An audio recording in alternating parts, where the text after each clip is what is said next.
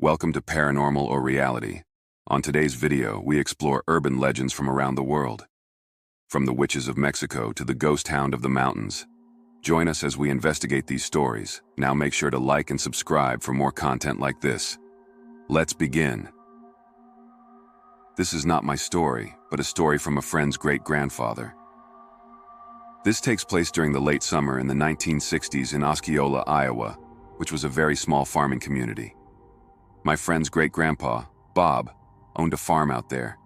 He had acres of corn, wheat, potatoes, but corn was his main crop, so he had a huge cornfield.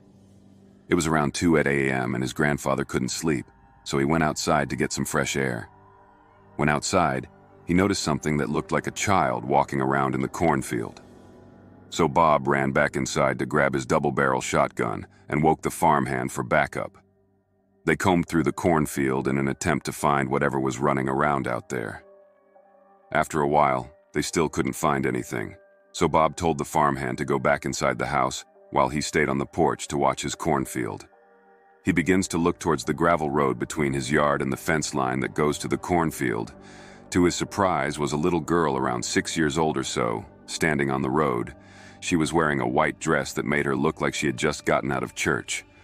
Bob thought that his mind must have been playing tricks on him, so he tried to lay down on the couch to rest, but also being somewhat alert. However, not even a minute after he laid down, he heard a knock on the screen door. He walked up to the door and slightly cracked the main door open. He seized the little girl and asked, "May I help you?" The little girl said, "Mister, I'm lost, and I don't know where my parents are. Can I come in the house and use your telephone?" Bob felt uneasy and told her that he could get her a glass of water, then he could call her parents for her if she gave him the number, but he didn't feel comfortable letting her inside. He felt something off about the little girl. However, the little girl insisted to be the one to call and talk to them. Bob said, "Young lady, it's 2 a.m. I don't feel comfortable letting a stranger into my house, a little girl or not." The little girl started to get agitated and said, "I'm not leaving until you let me in and use your phone." Startled, Bob told the little girl that he was going to call the police to come pick her up so they can keep her safe until they find her parents. He closed the door and went to call the police. He heard somebody punch the door like a grown man. He walked back and cracked the door open again, but when he looked, he realized that it was the little girl that punched the door. When he looked at her this time, she didn't have any eyes. Instead, she had pitch-black orbs instead of eyes. She said in a deep voice, "Let me in." So Bob grabbed his shotgun and pointed it at the little girl, told her no, and to go away. After this, the little girl looks right into the barrel, then back up at Bob, smiled smugly at him and giggled. Then she ran back into the cornfield and disappeared. Bob said that's the only time in his life he felt that type of evil presence. Luckily, he never encountered the little girl again. Throughout my younger years of 7 to 12, my mother dated a guy on and off, which I think mostly had to do with him being in the Army and staying with his family in Laredo, TX, whenever he was home. Either way, he invited us to visit his cousin's summer cabin in Monterrey, Mexico for a weekend, so we did. The cabin was very ranch style, longer in one dimension and shorter in the other. It was built like an architectural rectangle. On one far side of the building, think of this in an aerial view, was the kitchen. Next to it was the living room. Attached to the living room was a long, slender hallway connected to bedrooms on each side with a bathroom on one of the sides. The backyard was only accessible through the living room via a sliding door, so what started as a bit of the desert floor met a forest's tree line of dead and dying Monterey cypress trees. Meeting the tree line was an elevated hunting tower, which had its platform meeting the top of the vertical tree line. I'm prefacing my experience with the following information because I believe in being open-minded in every aspect. I want to tell my story rather than sell my story. On our way to the cabin, my mom's boyfriend was telling us about the legend of the curse witches of Monterey. Apparently, they had been haunting the mountainous area for generations. This was his childhood version of La Llorona. Clearly, he was trying to scare us from the get-go. Me being so young, I was eating this story up like candy. We got to the cabin in the late evening, We all decided to stay in for the night and watch M. Night Shyamalan's The Lady in the Water. After the movie, my mom's boyfriend asked me to go get something from the bedroom for him. As I was halfway down the hallway, he turned the lights off on me. Let me remind you, this was a very rural part of Mexico. The dark was dark, so with all the scary stories and the scary movie, I was spooked and just froze.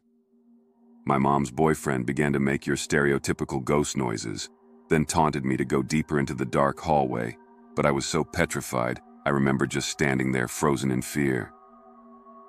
Eventually, my mother got onto him. He turned the lights back on. They comforted me. Then after a few apologies, we all went to bed. I can't remember how I slept that night, but I honestly wish I did. The next day, we basically did the tourist attractions.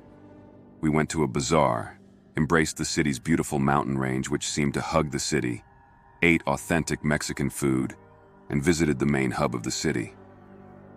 When the day was all done, we decided to call it a day and went back to the cabin. This is important to me because I remember the night before so vividly, yet I can't remember anything else about this night other than what I'm going to write about. I was in the living room of the cabin and remember my mom's boyfriend was there with me. He asked if I wanted to go up into the hunting tower out back with him. Innocently, I said yes. I remember following him through the back door of the living room. He was walking ahead. Then he turns back to wave me towards him. I took as he was trying to help me keep up with him, so I start walking faster. I watched him climb up the ladder of the hunting tower, then I heard a voice behind me. "Hey, Jose, where are you going?" It was my mom's boyfriend behind me asking where I was going. I turned back around to look at the hunting tower along the tree line, and no one was there. Nothing was. Not an animal, not my mother, not a specter. Nothing. Fast forward to a few years ago. My wife and I were still dating at the time. We were sharing ghost experiences with one another, and yes, I do have another ghost experience in my life that I believe to be genuine as well. I told her about this experience in Monterey, but I will never forget the cold, pale look on her face when I told her. She is from a Mexican family as well. This legend of the witches of Monterey is a very real thing for her as well. The scary part was, I told her this story on a Friday, according to what her family told her growing up. Friday is a forbidden day to talk about them, because that is the one day of the week they are most powerful. Apparently, they never forget their prey, so they use that day as a lure towards what was lost. I initially didn't believe this, but I can't begin to express how many Fridays my wife had to stop me because I had randomly brought this story up on a Friday. Maybe it was self-conscious, I don't know. This story happened in a little coffee shop in a small town. I was visiting relatives. We were window shopping and sightseeing one day, stopped into a quaint cafe for some coffee and a snack. The shop had that old-timey look to it and appeared to have been a house at one point in its history. We decided to sit and eat, partly because the decor and atmosphere were really nice. Also, my mother's feet were sore. We were sort of alone in the seating area. Most of the people came in to get coffee and left. We took our time drinking the coffee while watching and catching glimpses of the floofy gray shop cat who was adorably playing in the back room. As we got ready to leave, we decided to get some coffee for the guys at home and got to chatting with the lady at the counter. My mom complimented her on the beautiful cat in the back room. She asked if it ever came out to greet customers. The woman stared hard at my mother for a moment. Then when the rest of us chimed in asking about the cat, she got a huge grin. She then called over the other guy working there to proceed to tell him about the cat we saw. My mom, aunt, and I were seriously confused at this point. Then the guy starts chuckling. Apparently there was no cat, or rather, there was a cat. But he had, according to the legend, died in the house when it was a residence almost 100 years before. Supposedly the last family to live in the house had a sick child, and they got the cat for her. After the child passed away, they kept the cat and spoiled it with the love they couldn't give their daughter. When the cat passed away, the family kept seeing it in the house. They sold the house. It was turned into a restaurant, then apartments. When the first business opened, the cat hung around, and was often seen by employees as well as customers. The business changed a few times, but the cat stayed and sightings continued. My aunt is a huge skeptic. They let her look around for the cat, since she insisted it had to be a real cat because we all saw it. There was no cat, but she still says they were messing with us. In Meriden, Connecticut, about 40 minutes outside of where I live, there exists a range of mountainous trap rock ridges called hanging hills. The easiest way to get to them is to park in a wooded mountainous park called Hubbard Park and take a trail that starts with a slightly intimidating passenger bridge that crosses over the highway. I'm afraid of heights, but always try to challenge myself by going hiking and putting myself in slightly uncomfortable situations to overcome my fears. In the spring of 2014, my wife, girlfriend at the time, and I decided to take our umpteenth hike up Hanging Hills to see Castle Craig, a stone tower that stood at the end of the main trail and overlooked the cliffs, the city of Meriden and Quinnipiac Valley. For the umpteenth time, we launched into a discussion on the drive there about the legend of the Black Dog. I find ghost stories that have any shred of historical reality to them intriguing, because most representations of ghosts on TV or YouTube these days involve people becoming easily scared by shaking or noises in an abandoned location. The legend of the Black Dog is an exception because it involves the legend itself, a story of two geologists from the late 1800s encountering it and actually documenting it.